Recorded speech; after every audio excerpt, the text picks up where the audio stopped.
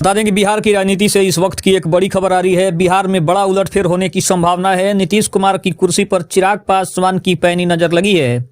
क्या 2026 में होगा महाधमाका? जनवरी में खरमास के बाद बिहार की राजनीति में एक बड़ा बदलाव आने के बड़े संकेत मिल रहे हैं। नमस्कार, मैं हूं संजीव और आप देख रहे हैं आप तक न्यूज। अगर आप हमारे चैनल पर नए हैं तो चैनल को जरूर सब्सक्राइब कर लें। आपको बता दें कि चिराग पासवान इन दिनों बिहार फर्स्ट और बिहारी फर्स्ट के नारे के साथ बिहार की राजनीति में अपनी पैठ मजबूत करने में जुटे हुए हैं। हालांकि वह वर्तमान में केंद्र की राजनीति में सक्रिय हैं, लेकिन राजनीतिक गलियारों में चर्चा है कि उनकी अब असली नजर बिहार के मुख्यमंत्री की कुर्सी पर आकर टिक गई है। आपको बता दें कि नीतीश कुमार बनाम चिराग पासवान ये पुरानी कड़वाहट है। चिराग पासवान के लिए मुख्यमंत्री की राह इतना आसान नहीं है। इसका सबसे बड़ा कारण 2020 के विधानसभा चुनाव की कड़वाहट अभी भी है। जदयू के नेता और खुद नीतीश कुमार उस समस्या को नहीं भूले हैं जब चिराग पासवान ने एनडीए से अलग होकर चुनाव लड़ा था, जिससे जदयू को काफी नुकसान हुआ था। विशेषज्ञों का मानना है कि भले ही आज वे एनडीए का हिस्सा हैं, लेकिन जदयू उन्हें मुख्यमंत्री के तौर पर आसानी से कभी भी स्वीकार नहीं करेगी। चिराग पासवान की पार्टी का विस्तार और चुनौतियों की बात करें तो चिराग पासवान ने हाल के समय में उल्लेखनीय सफलता हासिल की है। उनके नेतृत्व में पार्टी ने अब तक का सबसे अच्छा प्रदर्शन किया। बिहार के अलावा झारखंड, नागालैंड और दिल्ली जैसे राज्यों में भी उनकी पार्टी अपनी उपस्थिति दर्ज करा रही है। अगर बात करें तो चिराग का कद राष्ट्रीय स्तर पर बढ़ रहा है, लेकिन विशेषज्ञों की सलाह है कि उन्हें मुख्यमंत्री बनने के लिए बिहार के हर कोने में अपना वर्चस्व और मजबूत करना होगा। भाजपा की भूमिका किंग मेकर या दावेदार की बात करें तो बिहार में चिराग पासवान का भविष्य काफी हद तक भारतीय जनता पार्टी के स्टैंड पर निर्भर करता है। अगर भाजपा बिहार में कोई बड़ा खेला करने का मन बनाती है तो चिराग के लिए एक बड़ा अवसर बन रहा है। लेकिन यदि चिराग अपनी मर्यादा या गठबंधन की सीमाओं से बाहर जाने की कोशिश करते हैं तो उनके राजनीतिक पंख कतरने वाले लोग भी गठबंधन में अभी भी मौजूद हैं, जो अभी भी चिराग पासवान को नापसंद करते हैं। बीजेपी के कई बड़े वरिष्ठ नेता हैं जिनको चिराग पासवान की सफलता से काफी जलन है, और वो बार बार इस बात का संकेत भी देते रहते हैं कि चिराग पासवान उन्हें बिल्कुल भी पसंद नहीं है। नीतीश कुमार के भविष्य की बात करें तो क्या अब बदलाव का समय आ गया है? इसके ऊपर भी कहीं ना कहीं चुनाव के बाद से ही चर्चा है। भले ही मुख्यमंत्री नीतीश कुमार हों, लेकिन बिहार में ये बार बार सवाल उठ रहा है कि क्या अब नीतीश कुमार से कुछ नहीं हो रहा है? क्या नीतीश कुमार अब पूरी तरीके से स्वस्थ नहीं है? क्या उनके बदलाव की जो स्थिति है वो अब धीरे धीरे करीब आ रही है? क्या बिहार में एक बड़े बदलाव की जरूरत है? जो नीतीश कुमार के बाद आखिर वो चेहरा कौन होगा, इसके ऊपर बहुत बड़ी बहस छिड़ी हुई है। मुख्यमंत्री नीतीश कुमार उम्र के उस पड़ाव पर पहुंच गए हैं जहां राजनीतिक उत्तराधिकारी की बातें स्वाभाविक है। चर्चा ये भी है कि क्या भाजपा नीतीश जी के बाद किसी युवा चेहरे को आगे बढ़ाएगी या अपनी पार्टी में से किसी एक को सीएम बनाएगी? चिराग पासवान के पास युवाओं का समर्थन है और वह एक विजनरी नेता के रूप में उभरे हैं, लेकिन बिहार का मुख्यमंत्री बनने के लिए उन्हें न केवल अपनी पार्टी को और मजबूत करना होगा, बल्कि गठबंधन के साथियों विशेषकर जदयू का विश्वास भी जीतना होगा। फिलहाल चिराग को दिल्ली की राजनीति में सक्रिय रहकर बिहार के जमीनी स्तर पर काम करने की जरूरत तो है, लेकिन चिराग पासवान का मन वैसे भी केंद्र की राजनीति में नहीं लग रहा है। उनका मन हमेशा इस बात की गवाही दे रहा है कि उन्हें बिहार की सेवा करनी है, बिहार की जनता की सेवा करनी है और बिहार को विकास के मार्ग पर प्रशस्त करना है। तो उसके लिए उन्हें बिहार की राजनीति करनी होगी, तभी जाकर ये संभव है। वहीं बात करें तो बिहार की राजनीति के भविष्य और चिराग पासवान की भूमिका को लेकर जो है सबसे ज्यादा चर्चा हो रही है। इसमें हालिया विधानसभा चुनाव 2025 के परिणामों और 2026 के राजनीतिक संभावनाओं को गहराई से अगर समझा जाना काफी जरूरी है। नवंबर 2025 के बिहार विधानसभा चुनाव में चिराग पासवान की पार्टी लोजपा रामविलास ने शानदार प्रदर्शन किया है। पार्टी ने करीब 29 सीटों पर चुनाव लड़ा और 19 सीटों पर बड़ी जीत दर्ज की। इनमें से अधिकांश सीटें वे थी जो पहले महागठबंधन के पास थी, जिसे चिराग पासवान ने फतह करने में पूरी सफलता हासिल की।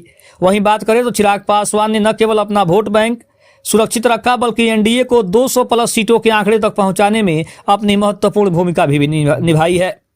अगर मुख्यमंत्री की कुर्सी का सवाल है तो हालांकि चिराग पासवान के समर्थक उन्हें मुख्यमंत्री के रूप में ही देखना चाहते हैं, लेकिन वर्तमान समीकरण कुछ और संकेत दे रहे हैं।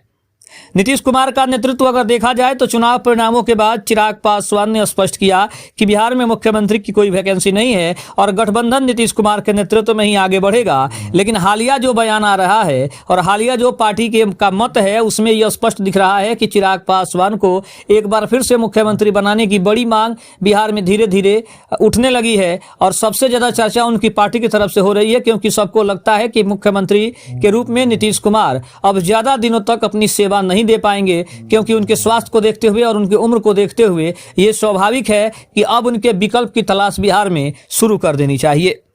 वहीं अगर बात करें तो सूत्रों के अनुसार भाजपा फिलहाल नीतीश कुमार को ही चेहरे के रूप में बनाए रखने के पक्ष में है, ताकि गठबंधन में स्थिरता बनी रहे। लेकिन अगर ऐसा कुछ होता है तो आने वाले समय में चिराग पासवान के लिए एक बड़ा संकेत भी मिल रहा है। चिराग ने संकेत भी दिया है कि वह 2030 के विधानसभा चुनाव में अपनी बड़ी भूमिका देख रहे हैं, लेकिन उसके पहले भी ये संभव हो सकता है। इसके अलावा बात करें तो डिप्टी सीएम की मांग और जनवरी 2026 का सस्पेंस भी सामने आ रहा है, जिसमें वर्तमान में राजनीतिक गलियारों में सबसे बड़ी चर्चा चिराग पासवान के उप मुख्यमंत्री बनने को लेकर थी। पार्टी की अगर मांग की बात करें तो लोजपा रामविलास के भीतर से मांग उठ रही है कि चिराग को बिहार कैबिनेट में प्रमुख स्थान मिलना चाहिए।